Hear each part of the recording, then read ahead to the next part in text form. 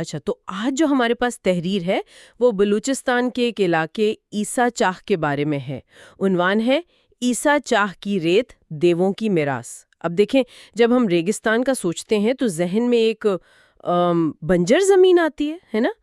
لیکن یہ ماخذ اس جگہ کو نایاب ہیروں کی امین کہتا ہے۔ یہ تو بڑی عجیب بات ہے۔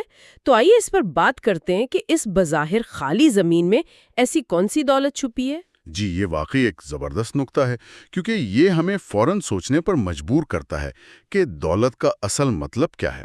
تو ماخذ نا اس بات کو بڑا واضح کرتا ہے کہ اس زمین کی جو اصل زرخیزی ہے وہ اس کی مٹی میں نہیں ہے، بلکہ ان لوگوں میں ہے جو وہاں پیدا ہوئے۔ یہ ہیرے، یہ دیو دراصل وہی عظیم شخصیات ہیں، اور ہماری آج کی گفتگو اسی میراث پر ہوگی۔ بالکل، تو پھر آئیے ان دیووں سے ملتے ہیں۔ ماخذ دو ناموں سے شروع کرتا ہے۔ ایک ہے مرحوم چیئرمین میر غلام شاہ، جن کے لیے عظیم قیادت کا لفظ استعمال ہوا ہے، جی، اور دوسرے مرحوم حاجی محمد شاہ، جنہیں کہا گیا ہے بے مثال بہادری کی علامت۔ یہ تو بہت بہت بھاری الفاظ ہیں۔ صحیح۔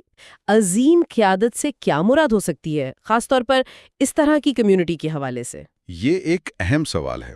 دیکھیں، اکثر ایسی کمیونٹیز میں قیادت کا مطلب صرف کوئی سیاسی طاقت نہیں ہوتا۔ اس کا مطلب ہوتا ہے انصاف کرنا، لوگوں کے جھگڑے نمٹانا، ایک طرح سے سب کو جوڑ کر رکھنا۔ تو جب ماخذ عظیم قیادت کی بات کرتا ہے تو وہ شاید ایک ایسے شخص کی طرف اشارہ کر رہا ہے جو اس کمیونٹی کے لیے ایک ستون کی طرح تھے۔ اور دلچسپ بات یہ ہے کہ یہ دونوں شخصیات اب حیات نہیں ہیں، جی، لیکن ماخذ کہتا ہے کہ ان کا اثر آج بھی باقی ہے۔ اچھا، تو یہ صرف اچھی یادوں کی بات نہیں ہے، بلکہ یہ ان کے فیصلوں اور اصولوں کا ایک تسلسل ہے جو آج بھی شاید لوگوں کی رہنمائی کر رہا ہے۔ بالکل بالکل، یہی ان کا جسمانی وجود تو ختم ہو گیا، لیکن ان کا جو اثر ہے وہ باقی ہے۔ یہی تو میراث کا اصل تصور ہے۔ صحیح۔ اور یہ صرف ان دو لوگوں تک محدود نہیں، ماخذ ہمیں مزید دو شخصیات سے بھی ملواتا ہے۔ جی ہاں، ایک ہیں حاجی نور احمد۔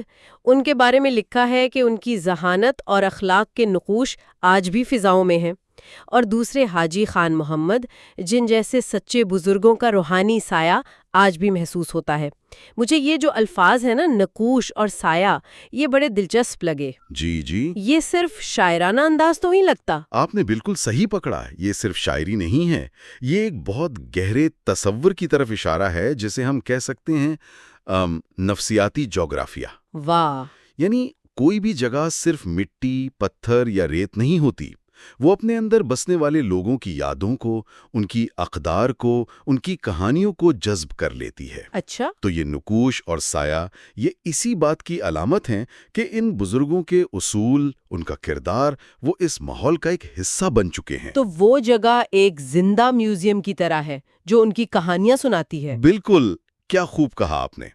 یہ تو کمال کا نظریہ ہے۔ تو اس کا مطلب یہ ہوا کہ عیسیٰ چاہ کا ریگستان دراصل ایک تاریخ کی کتاب ہے، جی، جس کے ہر ذرے میں ان لوگوں کی کہانیاں ہیں، اور وہ ہیرے دراصل یہی اقدار ہیں: قیادت، بہادری، ذہانت، روحانیت۔ بالکل۔